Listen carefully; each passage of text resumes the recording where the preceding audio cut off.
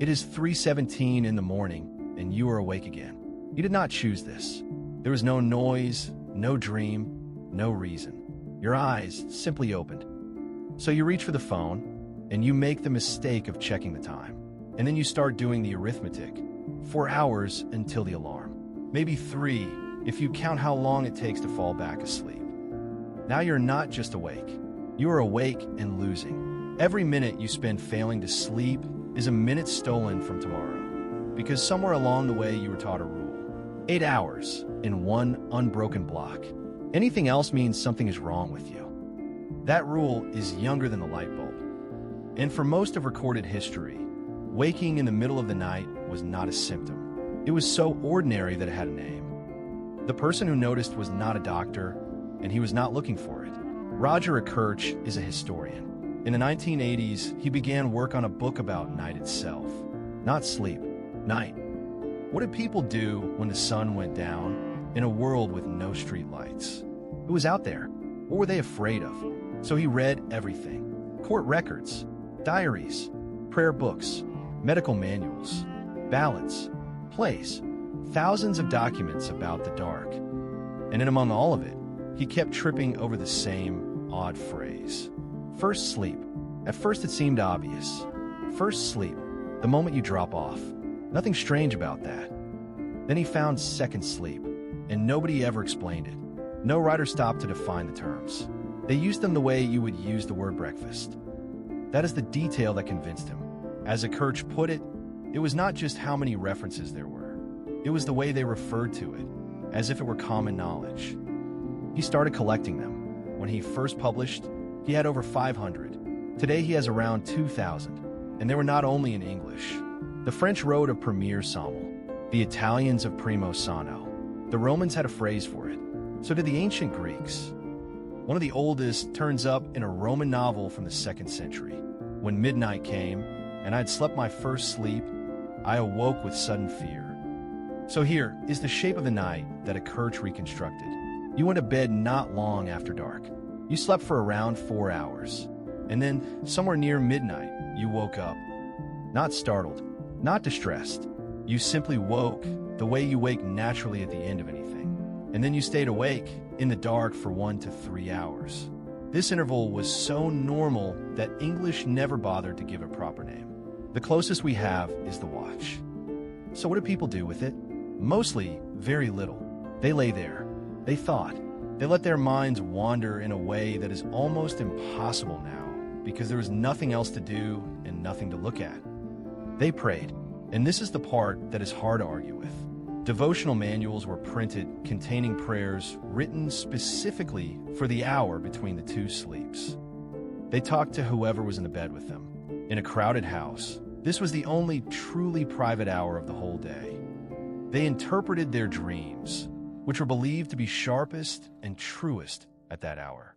And they were probably right about that, because you wake closest to dreaming. Some got up, tended the fire, checked the animals, stepped outside. There are records of people visiting their neighbors in the middle of the night and of nobody finding this strange. The philosopher Jeremy Bentham once wrote that he rose about the time he used to be falling into his second sleep. Napoleon's secretary recorded that the emperor rose in the night after his first sleep. Usually, he said about 2 o'clock. Erasmus worked in bed while waiting for the second sleep to arrive. And then the strongest evidence of all, because it is not literary at all, is practical. Doctors wrote out instructions for when to take medicine, and the timing they used was after the first sleep.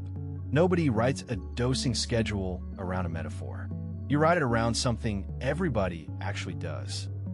It is a good story, but there is a problem with it, and Kirch would be the first to say so. Historians read texts. Texts are written by people, and people exaggerate, borrow phrases, and repeat things they have read elsewhere. A phrase can outlive the practice it describes. What you would really want is to take a modern human being and test it. And in the early 1990s, somebody did. Thomas Ware worked at the National Institute of Mental Health, and he had a suspicion. His suspicion was this: modern humans live in permanent summer. Electric light means our nights are never longer than about 8 hours, no matter what month it is. So what happens if you give somebody a real winter night? 15 men, 14 hours of darkness every night, for a month. For the first few nights, they slept enormously, around 11 hours. They were paying off a debt they did not know they had. Then, once that cleared, their sleep settled at about 8 hours. The same 8 hours you were supposed to be getting, but did not come in one piece. They lay quietly awake for around 2 hours, then slept about 4, then woke and stayed awake for 1 to 3 hours, then slept about 4 more and got up. Which is almost exactly the night at Kirch had reconstructed from 300-year-old manuscripts. It had taken these men about 4 weeks to find it. But the strangest part was not the pattern. It was what the waking interval felt like. They were not restless. They were not bored. They described something closer to quiet contemplation, and they were in no hurry for it to end. And their blood explained why. Their prolactin levels stayed elevated all night long, including while they were awake. Normally, that hormone only rises during sleep. Prolactin is, among other things, the hormone that keeps a brooding bird sitting calmly on the nest for hours. Whereas description of the state was that it is not one terribly familiar to modern sleepers. So that seemed to be that. The historians had the documents. The laboratory had the mechanism. Two-phase sleep was the human default, and electric light had taken it from us. And then, in 2015, somebody went and checked. A team led by the sleep researcher Jerome Siegel did the obvious thing that nobody had done. They went to people who had never had electric light in the first place. The Hadza in Tanzania, the San in Namibia, the Tsimane in the Bolivian Amazon, hunter-gatherers and forager horticulturalists living without a switch on the wall. 94 people, monitors on their wrists, more than 1,100 nights of real recorded sleep. If two-phase sleep is what human beings do when you take the light bulb away, then here it is. This is the control group history never gave us. They slept between 5.7 and 7.1 hours a night, which is less than you sleep. They did not go to bed when it got dark. They stayed up around 3 hours after sunset by the fire, talking. And they did not wake in the night. Among the San, across 210 winter nights, there were long nighttime wakings on 10 of them. No first sleep, no second sleep, no watch. One block, straight through, and then up before the sun. And here is the detail that really hurts. In none of those 3 languages is there a word for insomnia. So does the whole story collapse? No, but it changes shape, because the 2 groups are not living in the same night. The Hadza live close to the equator. Their night is about 12 hours long, and it is 12 hours long in every month of the year.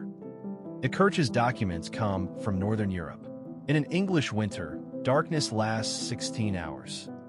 16 hours of darkness, and a body that only needs about 8 hours of sleep, which leaves 8 hours of night with nothing in them. And that, most likely, is the whole answer. Sleep does not compress itself neatly and leave you sitting in the dark for 8 hours at one end. It spreads out to fill the night, and it breaks in the middle. Look again at what Weir actually did. He did not test natural human sleep. He built a 14-hour winter night in a laboratory, and a winter night is what he got back. So the honest version is not that your body is programmed for 2 sleeps. It is that this is what a human body does when the night is far longer than the sleep. It is not lost ancestral wisdom. It is arithmetic. And I should say clearly that this is still being argued about. In 2017, researchers studying a community in Madagascar with no electricity, near the equator, found people waking after midnight on about half of all nights. The Kirch points to similar reports from Nigeria and from Brazil.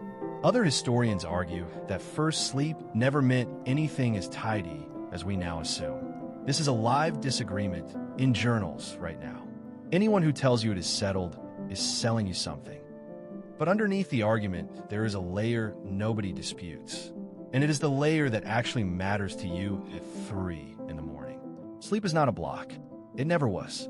It runs in cycles of roughly 90 minutes, and you go through 4 to 6 of them a night. At the top of each cycle, you come very close to the surface. Sometimes you break it. This is not a fault in the system. This is the system. Around 31% of people in Europe report waking up at least 3 nights a week. A third of everyone you know is awake in the dark with you. Now go back to the Hadza, the Sand, and the Tsimane, and look at the number that is easy to miss. Chronic insomnia runs somewhere between 10 and 30% in industrial societies. Among those three groups, fewer than 3% reported trouble sleeping more than once a year. They do not sleep longer than you. They sleep less. The difference is not the amount. The difference is that when they are awake in the dark, nothing happens. No arithmetic, no dread about tomorrow, no word for the thing you are supposedly suffering from. And that turns out to be the whole mechanism. Sleep researchers will tell you that waking in the night is not the disorder. The disorder is what your mind does next. The clock watching, the counting, the certainty that tomorrow is already ruined. That is the arousal that keeps you awake, and it is aimed at a thing that was never wrong to begin with. Thomas will put it about as plainly as anyone has.